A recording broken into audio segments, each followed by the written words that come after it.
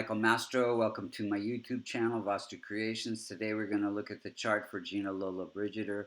May she rest in peace, who passed recently. Uh, she was a very famous Italian actress, said to be the most beautiful woman in the world in the 50s and 60s. If you look to the eastern horizon using Vedic sidereal zodiac, you see the constellation associated with Taurus rising at 24 degrees. First, we're going to look and see how the planets are operating, and then we'll look and see when they're operating at different events in her life, and we'll look at and see what could have been done to strengthen the chart. So first we take Sun. Sun is ruling the fourth house of happiness and family life, and so if it's placed in the house of wealth and reputation. So it gave her happiness through leading roles in acting and a lot of fame, and gave her a lot of self-confidence. Moon is ruling the house of success through performing arts, acting, and it's placed in the house of happiness. So again, connecting happiness through public acting and also photography. Moon is all about reflection, which is photography. And I think Moon is what helped give her her great beauty. We have function malefic weak, debilitated Mars um, at 24 degrees, close to the rising sign degree. And it rules the 12th house, which gave her the ability to separate from who she was to take on different acting roles and make her quite successful. Now, Mars, being close to the rising sign degree, afflicts the sixth house. Sixth house had to do with she did have a divorce, its conflict, and some health issues and many lawsuits. Mars also does indicate philanthropy, so she was very involved in charities, and that was part of her remedy. Mercury is ruling the eighth house of vulnerabilities and transformations and research. So it gave her, excuse me, it's ruling the fifth house of entertainment. So give her the ability to entertain through acting. She was in over 60 films and had a very biting wit, best known for The Hunchback of Notre Dame. Jupiter rules the eighth house, and it gives her, the eighth house has to do with research, gives her the ability to research the different roles she played in the 60 films.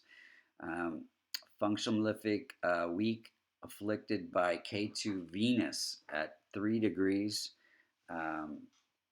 It's ruling the sixth house, and again gave one divorce and conflicts in lawsuits and a feud with Sophia Loren, but also gave her, I think, beauty and charm.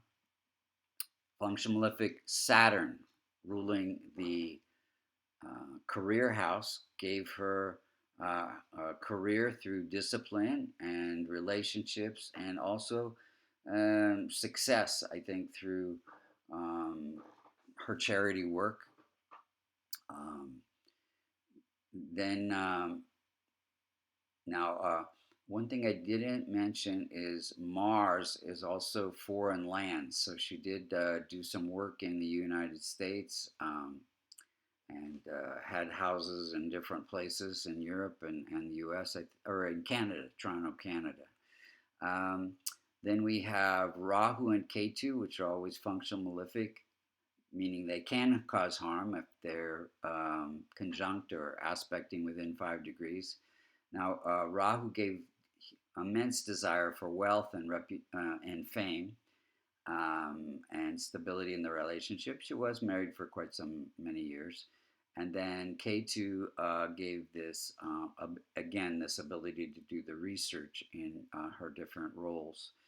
Let's look at the timing of events. Her debut film was in 1949 during a moon period, moon representing success in her chart. Then 61, she got a Golden Globe during a Rahu period, Rahu giving great fame uh, as well.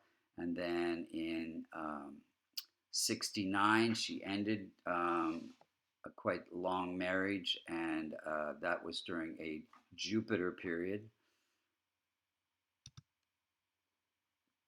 Um, and then uh, published a photo montage in 94 during a Venus period. Venus, is the planet of creativity and beauty.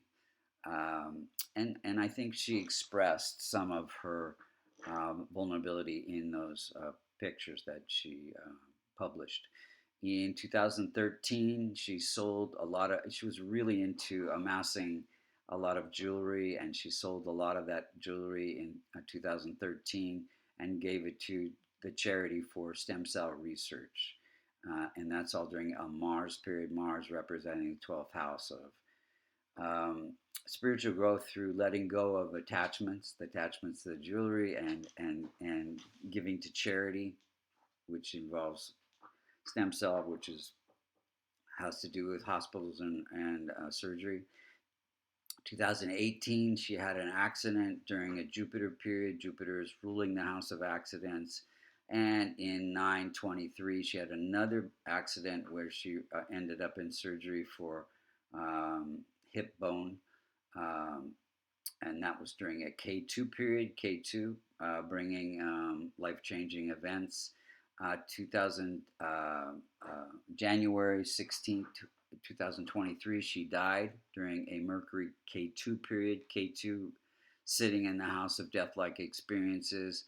And at that point, if you look at the chart on the left, you see K2 is afflicting Moon in the house of health, and Rahu's afflicting Mercury in the house of death-like experiences, and Rahu itself is transiting the house of end of life, the 12th house. What could we do to strengthen this chart? Well, she was already doing charities, which would be transforming Venus, Jupiter, and Mars, as well as Rahu and K2. And then wearing the gemstones, which she probably was wearing for many years, to strengthen Mercury, Sun, Venus, Moon, Saturn, or my favorite remedy, which is a kavash, a silver locket containing the Devata yantras for those planets. And then you don't have to worry about the size and the quality of the gems, and it's very well balanced. If you'd like more information, get a reading, or take a astrology course, you can go to www.vastucreations.com and also see the kavashas there. Thank you so much for listening. May she rest in peace. Condolences to her son,